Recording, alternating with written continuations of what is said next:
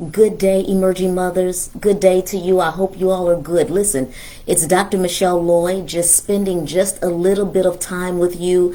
I'm going to try to grant my team the request, and that's to shorten my talks on social media. So that's my goal for today. But I did want to connect with you, starting with the question of why does distance hinder our parenting regarding our college students? Why in the world do distance have to hinder that? Now, I am clear about the realization that they're busy while they're on the college campus. We're busy while we're at home still, whether it's, and you'll see me looking from side to side on Instagram and also on Facebook, but I know that we both are busy, us and our college teens, with school and then work, and then there's possibly hobbies. There's volunteering that we may be doing or they may be doing on the college campus. Also, there's the relationship. Sometimes they're in a relationship, and then we're either married or have significant others, so there are relationships, of course.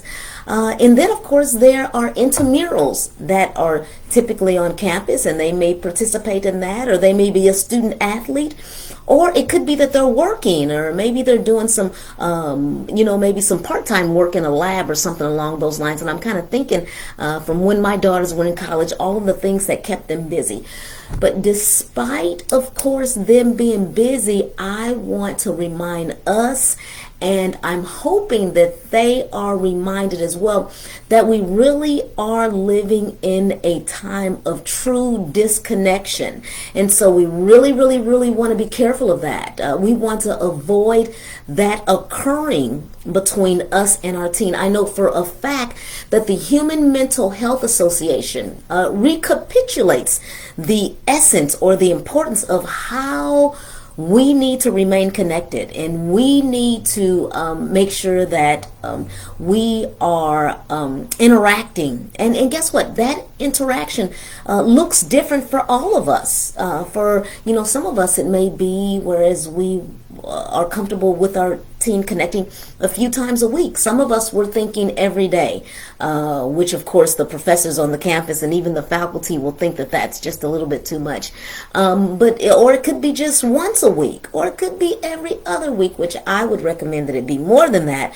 But by all intents and purposes, we need to make sure that we are connecting. And so what are some ideas in reference to us connecting with our teens? First and foremost, for some mothers, they have mentioned that it works good for them, just so that that interaction takes place, that there are scheduled calls. That may not necessarily work good for you or everyone, but for some, they're saying scheduled calls make sense. And some of them, and I overlooked this idea, probably, I'm pretty sure on purpose, but some of them, they have even synced their calendars with their teen's calendar. And so that could also be an idea. I overlooked that. I kind of wanted my daughters to have some type of interdependence, like a way, so that they can make their own decisions and move forward. Because when they step out into this world, then I'm confident our schedules will remain in disconnection mode, if you will. But by all intents and purposes, it's what works good for your family and between you and your team. So scheduled calls works for some of them. Also, what works to make sure that we remain connected regarding us and our team is making sure that we're available emotionally. Now, I have to have my hand up on that one, that I am still, even today, working on and making sure that I'm available emotionally. I can get so busy, if you will, in reference to just making sure that T's are crossed and I's are dotted. I know that a number of times there are different deadlines and things that need to be accomplished and tasks that need to be completed. And so, in me being there emotionally and you being there emotionally is very, very important. Let me just shout that from the mountaintop. We want to make sure that there's some times where they may sense anxiety, or they may sense sense an attack of some sort emotionally, and we want to make sure that we're there to make sure that they're reaching the level of calmness sooner as opposed to later, and that they're avoiding anxiety, and so we're helping them with their options and what can be done in order to solve some of the problems that they're facing on campus. And of course, we've gone through our solving problem strategies and techniques that it'd be very, very important for you to teach your teen. And so even if you have yet to hear that, in our private Facebook group, Emerging Mothers, then we have videos there that could help you to teach your teens good problem solving strategies. Then also, in addition to that, we want to make sure that we are respecting their boundaries. That's very, very important. As opposed to visiting every single weekend, a call from time to time really works. And even that, I make sure that, even in respecting their boundaries, that, I switch it up. Sometimes it's a call, sometimes it's FaceTime. I know for a number of parents, it makes sense that there are FaceTimes that are done from time to time.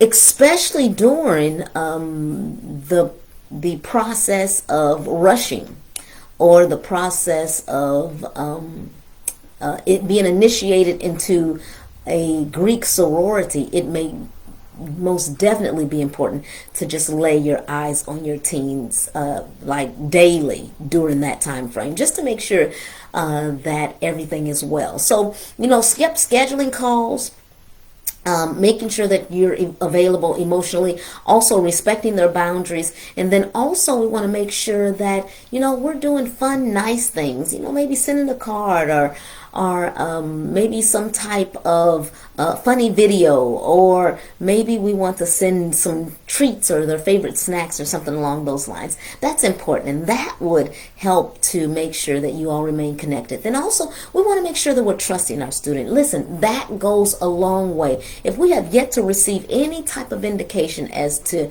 the trust being broken, let's try to just go ahead and just trust them and just believe that they're making good decisions. And sometimes, even when we hear a silence, even if it's a loud silence, let's just lean towards the positive side and just think that, hey, everything's okay, and no news is good news, and they're taking care of their business, they're focusing on making those grades and doing what needs to be done. So let's just go ahead and just lean a little bit more towards the trusting side. And then also, listen, it is important that and I'm going to talk just a little bit about this, because that's for those strategies and better yet, those ideas that were just mentioned.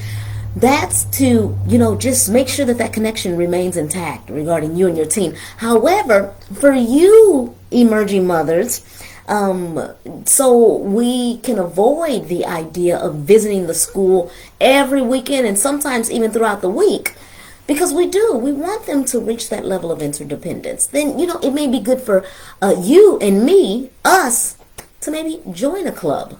I'm part of a fitness club here, and so that keeps me busy, just trying to make sure I'm maintaining some weight and toning and doing all of those things. I find myself at the gym, I don't know, about 5 o'clock, 5:15 or so in the morning, and making sure that adrenaline is pumping, and making sure that my mind is clear, I'm meditating, I'm praying, all of those good things before the day even starts. So, joining a club or group activity of some sort, it could be good to reach out to old friends. There's plenty that we can do. Smile and speak to those who you see during your daily walk around the neighborhood or around the park.